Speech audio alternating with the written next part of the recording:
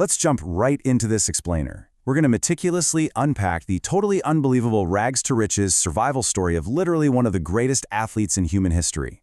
We're looking way beyond the glitz, the glamour, and those insane records to see exactly how a young boy who had absolutely nothing managed to forge an absolute empire.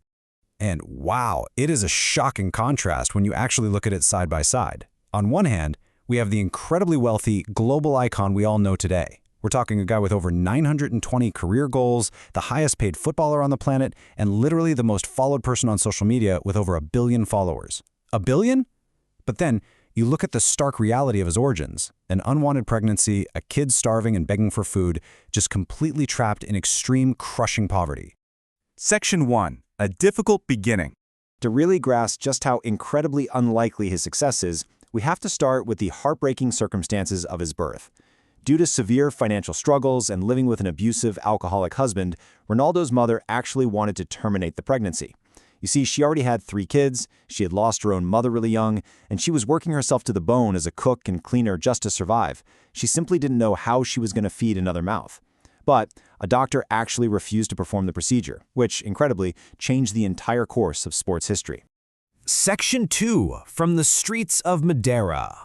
So born on February 5, 1985, his early days in Madeira were entirely about survival, combined with this desperate, growing love for football. And there's a real irony here. It was actually his struggling alcoholic father who first spotted his hidden talent. His dad was a gardener who made extra cash working as a kit man for a local team, and he's the one who pushed Ronaldo to play. Meanwhile, young Cristiano was quite literally sweeping the streets just to help his family earn enough money to eat.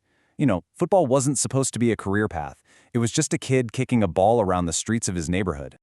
Well, he progressed really quickly through his local clubs. He played for Andorinha for about 3 years, then moved over to Nacional in 1995. And his undeniable skill totally caught the eye of Sporting CP, which is one of Portugal's top clubs. They actually signed him after just a 3-day trial for a fee of around 1,14,000 rupees. It was a massive, life-changing opportunity, but as you'll see, also absolutely terrifying for a kid his age. Section 3. The Lisbon Struggle.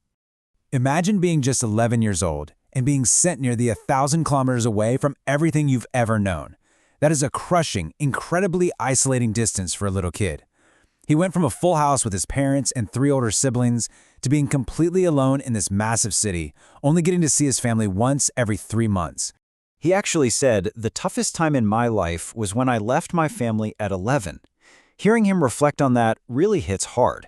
He was so homesick and broken that he almost threw in the towel and ran all the way back home to Madeira.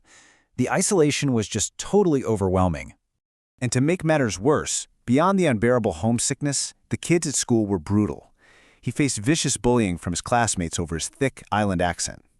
It got so bad that his mother actually had to be called in to intervene. The psychological toll was huge. He cried all the time and seriously thought about quitting. But then, at age 14, trusting his gut about his potential, he and his mom made this massive all-or-nothing gamble. He dropped out of school entirely to focus 100% of his energy on football. And let's be super clear, the poverty he experienced wasn't just some metaphor for being hungry for success. It was literal hunger. Late at night, usually around 10:30 or 11 p.m., a starving Ronaldo and his young teammates had zero money for food.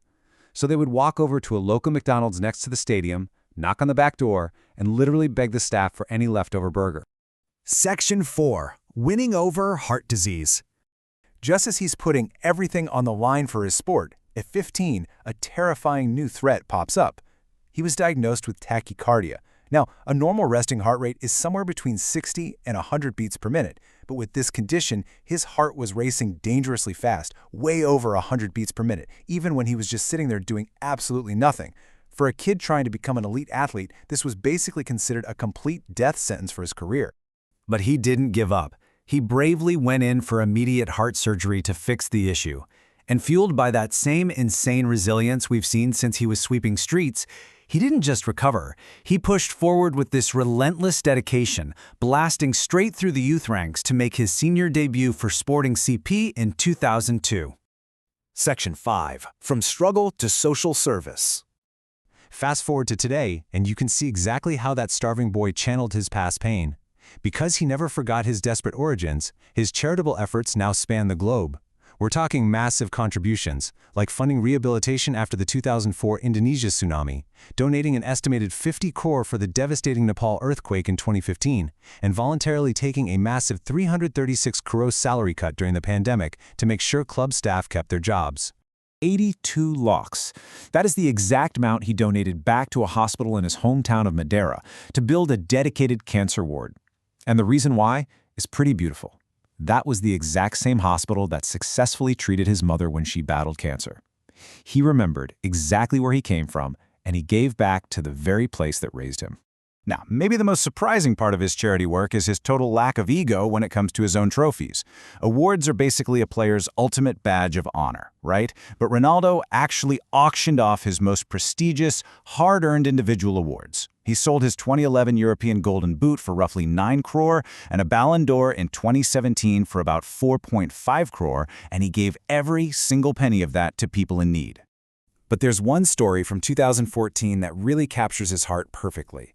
A desperate family reached out just asking for a signed jersey and maybe some boots to auction off so they could pay for their 10-month-old baby's vital surgery. When Ronaldo got wind of this, he didn't just send a signed shirt. Nope, he pulled out his own wallet and personally paid the entire 8 lakh medical bill himself. So, looking back at the extreme poverty, the begging at McDonald's back doors, the agonizing homesickness, the bullying, and that terrifying heart surgery, I'm going to leave you with this final thought. Is his ultimate legacy his unbelievable footwork and those insane goal-scoring records? Or is it an unbreakable, almost stubborn will that simply refuses to be defeated by absolutely any circumstance? Thanks for joining me on this explainer, and I'll catch you in the next one.